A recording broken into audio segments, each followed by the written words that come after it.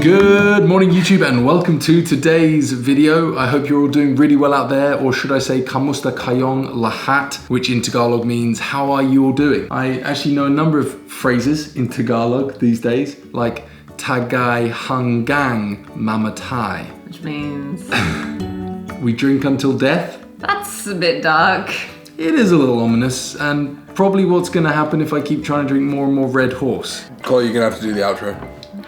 What? I'm too drunk. So today Chloe and I will be making, actually probably more Chloe will be making because this is going to be a baked good. Chloe's going to be making Ube Pandesal. Hang on, that's not right, is it?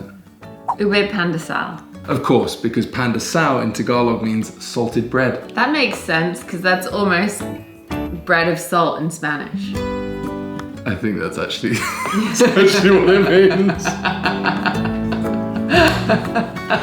Damn it, you got me good there.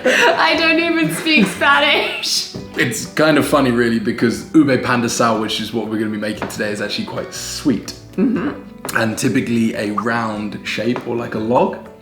Interesting, a log. I think they're often log shaped. And it actually goes back to like the 19th century when they became pretty popular in the Philippines because cheap American wheat became available so the Filipinos could make it themselves. And then it just blew up from there. I mean, it is delicious, so I can see why. So that's what we're going to be making today. Ube bread of salt.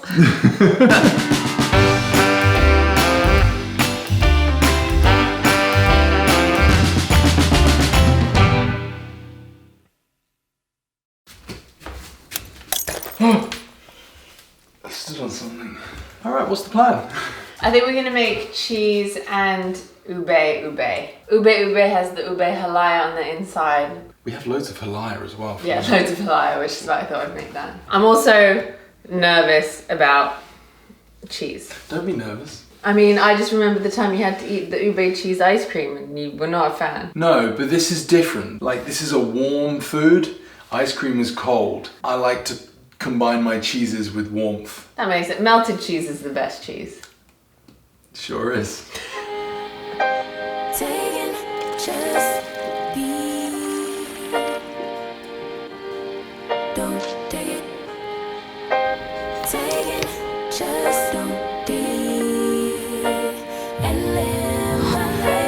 Take it personal, but I ain't lying. I ain't hiding, I've been grinding, multiplying.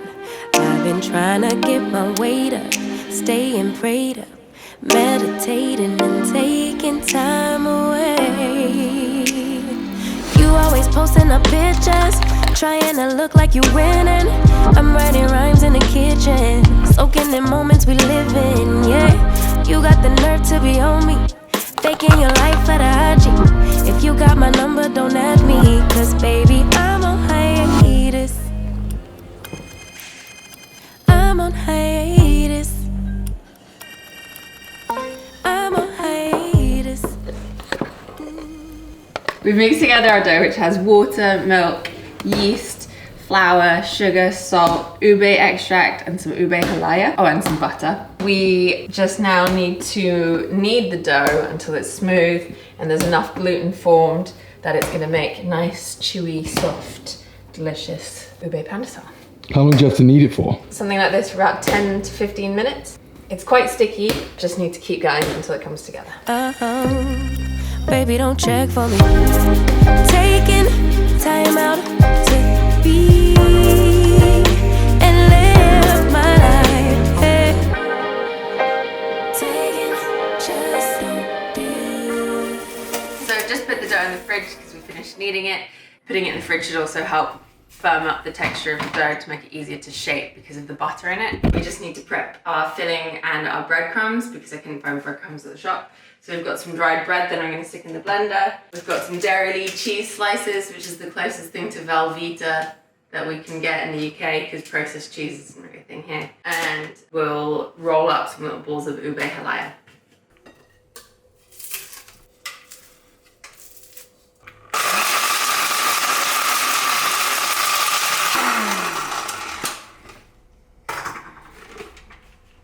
They're probably not quite as fine as they need to be, but they're not shop bought, and we'll go with it.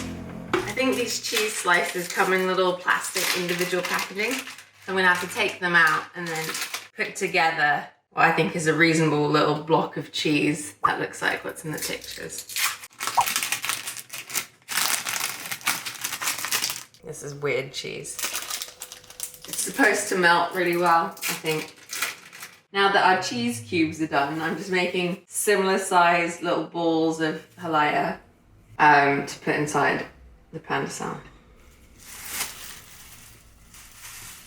So our dough has doubled in size. You can see it takes up the whole bowl now. We'll deflate the dough and then roll it into 14 little buns, and we'll stuff it with the ube halaya and the cheese, and then roll them in breadcrumbs, and then they'll go for a second proof, and then we'll bake them.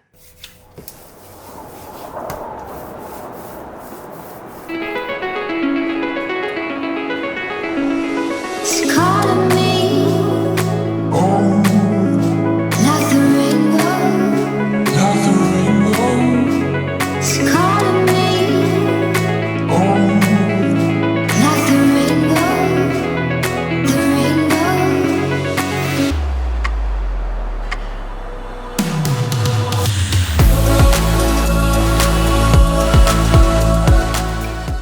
So we're gonna put these in the fridge overnight for another prove. And also that means we get to have them for breakfast, because I really want to try them with coffee. I've heard they go really well. So in the morning, we'll be baking them. Good night.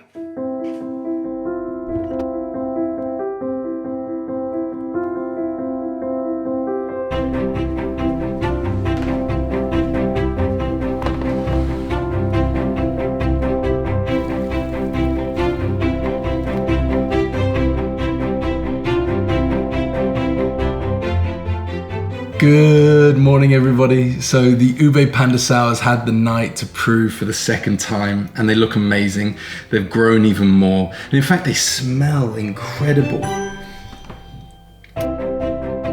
They have that really familiar, like ube baked good smell that I've kind of become familiar with over the last few months. They look amazing. So good, in fact, I feel like I could eat one raw.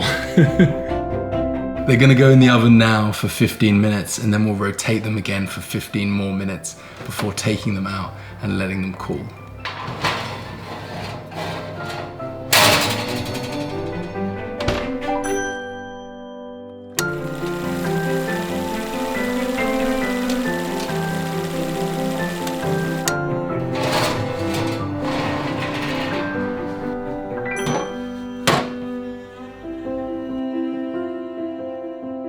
So we're just gonna leave them on the tray to cool down for a few minutes. They'll be really hot, and bread especially needs to cool down a little bit to sort of set the texture. So we'll leave them until they're eatable, and then we'll sit down with some coffee and have them.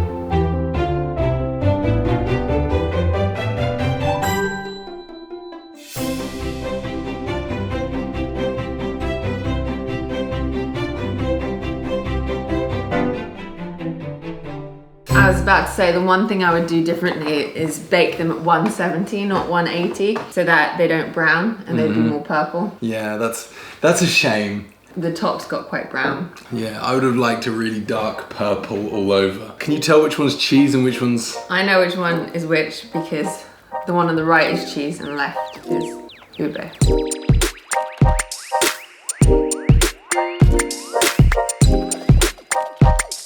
Ube Pandesal. Queso? Queso? Queso? Yeah? I think so. Yeah.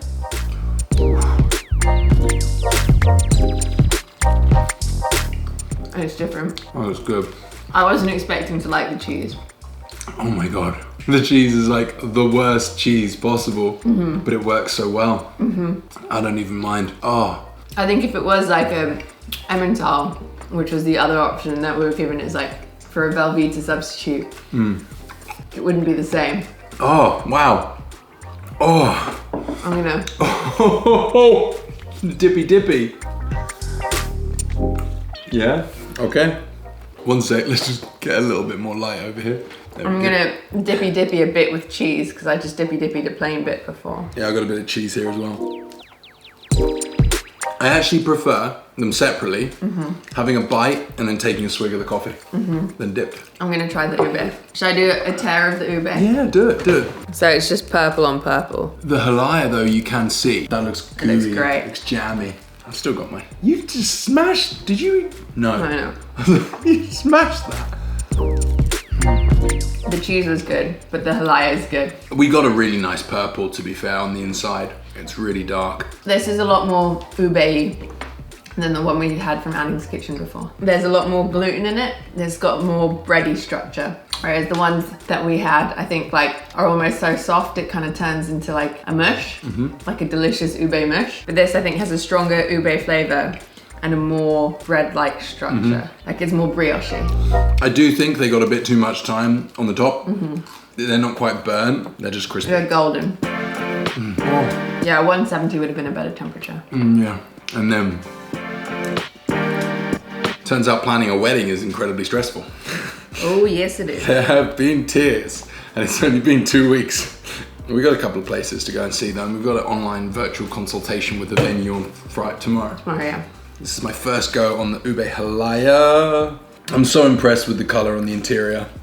It does look good. There's a thick bit of halaya there that we're about to experience. The cheese has really surprised me. Oh, that's good. The cheese was really nice. Ube queso, pandesal, would you call it? Probably, right? Yeah, they must, I'm sure someone will tell us, but there must be like a specific. The thing was, when we Googled Ube Pandesal, all of the recipes had cheese. None of the recipes had the halaya. But I did the halaya one because that's what Anning's Kitchen does. We also have so much halaya from when we made it for the halo halo. So we're putting it to good use. That's one great thing that we've discovered. There's so many of the foods that we've made, they kind of can somewhat intertwine. So you can borrow stuff. Like when I first got the bagoong, bagoong. Bagoong. When I first got that paste, I was like, when am I ever gonna use this again? But then I just ended up using it for so many different Filipino dishes. Same thing for the ube halaya. What else can we use it for? Ube hopia. Ooh, ube hopia. More ube ice cream. More ube ice cream. Ube mamon. Possibly. Turon. I don't think that's a thing, but I'd like it to be a thing. That sounds good. Somebody suggested ube cheesecake. Could probably do like an ube pie, like a sweet potato pie, but ube pie. I wonder if that could be a video, like what can we make with ube kind of video. What do you think? What do you think? Let us know.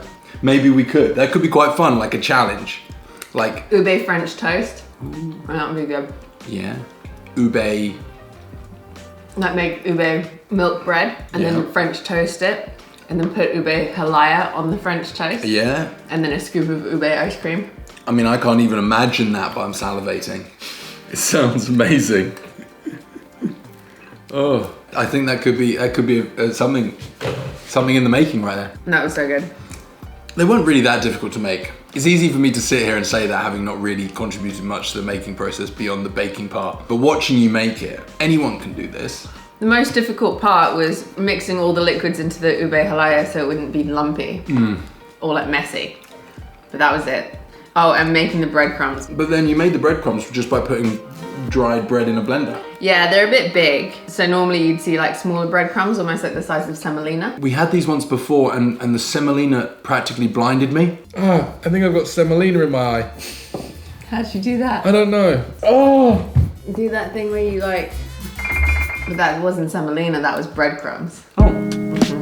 I could eat all of these. The thing is, you'd eat the ube halaya one, and then you get tired of the ube, so then you eat the cheese one, and then you go back to the halaya one. Which was your favorite? Queso or halaya? I think halaya edges it, just because I love like the flavor of ube, and it was so intensely ube. That's not to say I didn't enjoy the queso, especially considering I didn't think I would enjoy the queso. It's like the queso one is breakfast, and the ube one is dessert. You could literally eat ube pandesal all day. Yeah. You've got your breakfast. What do you have for lunch?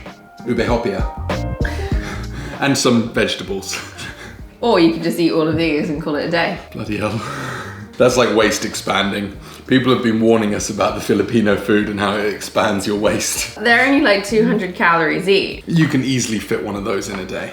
If you want to have an Ube Pandesal a day, You eat one. you have one. And I will have to say Ube Pandesal queso was my favorite. Halaya was yours. Yeah, halaya was mine for sure. So we hope you enjoyed today's video.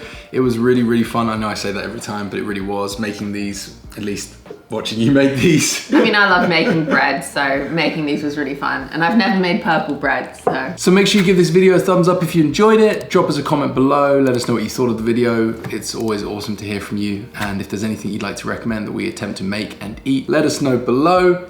And on that note, we'll see you on the next video. Bye. Bye.